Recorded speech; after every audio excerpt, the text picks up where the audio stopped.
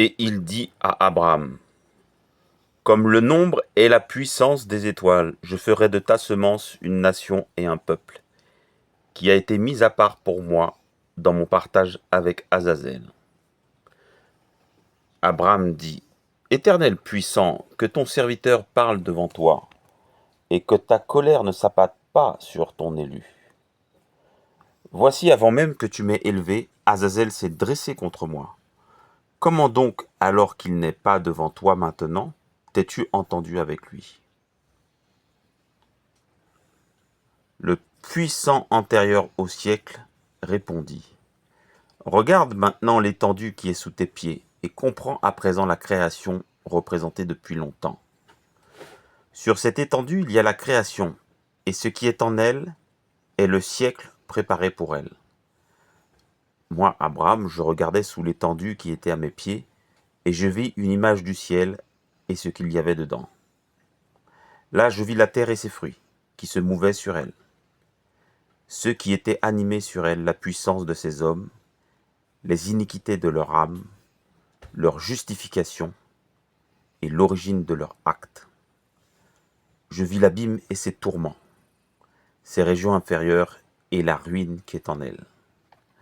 Je vis là la mer et ses îles, ses animaux et ses poissons, le Léviathan et sa domination, sa couche et ses grottes, le monde posé sur lui, ses mouvements et la destruction du monde à cause de lui.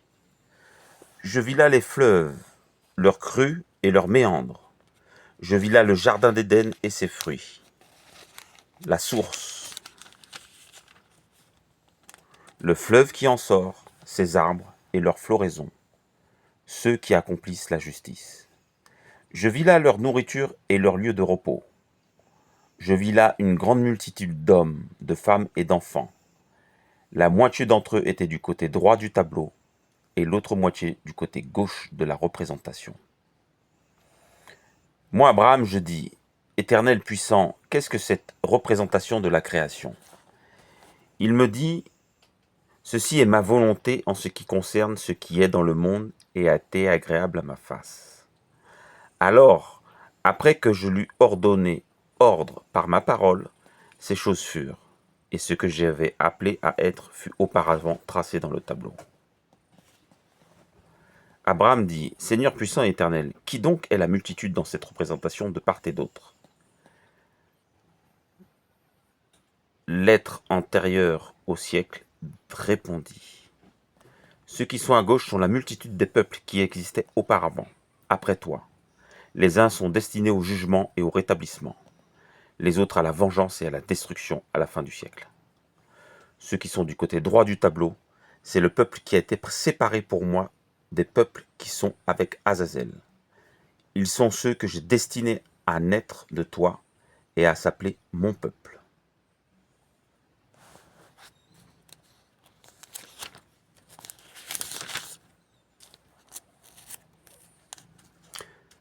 Je vis là une image de l'idole de la jalousie, semblable à l'image de moi que faisait mon père Terah.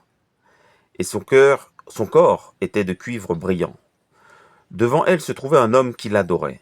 Il y avait un autel placé devant elle, et sur l'autel, des adolescents immolés face à l'idole. Je lui dis, quelle est cette idole? Quel est l'autel? Qui sont ceux qui sont sacrifiés? Qui est le sacrificateur? Quel est le beau temple que je vois, l'art et la beauté de ta gloire qui est dessous ton trône? L'antérieur au siècle répondit et dit, écoute Abraham, le temple et l'autel et la beauté que tu as vus, c'est mon idée du sacerdoce du nom de ma gloire. Dans le temple prendront place toute prière de l'homme et l'avènement des rois et des prophètes, et tout sacrifice que j'ordonnerai de m'offrir parmi mon peuple à venir de ta race. Mais l'idole que tu as vue, c'est mon irritation, que suscitera le peuple qui me viendra de toi. L'homme que tu as vu en train d'immoler, c'est celui qui m'irrite. Le sacrifice, c'est le meurtre de ceux qui sont mes témoins au jugement de la fin depuis la création.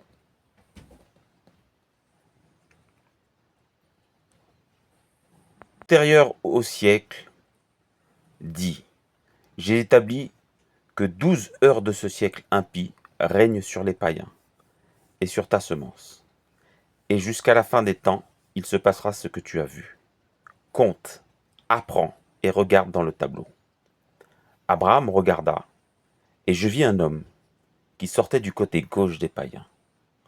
Des hommes, des femmes et des enfants vinrent du côté des païens en foule nombreuse, et ils l'adoraient.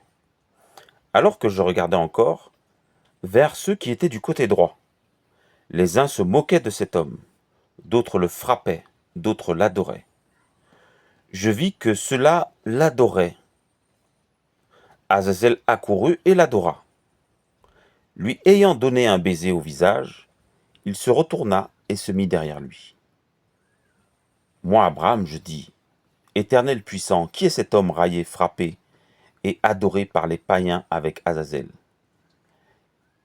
L'antérieur au siècle répondit et dit, Écoute, Abraham, cet homme que tu as vu raillé, frappé et encore adoré, c'est celui qui soulagera des païens le peuple qui viendra de toi, dans les derniers jours, à cette 12e heure du siècle impie. À la 12e heure de mon siècle final, j'installerai cet homme venu de ta semence, que tu as vu issu de mon peuple. Celui-là, tous le suivront. Et ajoute ceux qui auront changé dans leur conseil, parce qu'ils auront été appelés par moi. Ceux que tu as vus venant du côté gauche du tableau et l'adorant, c'est un grand nombre de païens qui mettent leur espérance en lui. Ceux que tu as vus issus de ta semence venant du côté droit, dont les uns le raillaient et le frappaient, dont les autres l'adoraient, beaucoup d'entre eux seront séduits par lui. Celui-là mettra à l'épreuve ceux de ta semence qui l'auront adoré à cette fin de la 12e heure, pour mettre un terme au siècle impie. Avant même que ne commence à croître le siècle de justice, viendra mon jugement sur les païens iniques, par le peuple né de ta semence et mis de côté pour moi.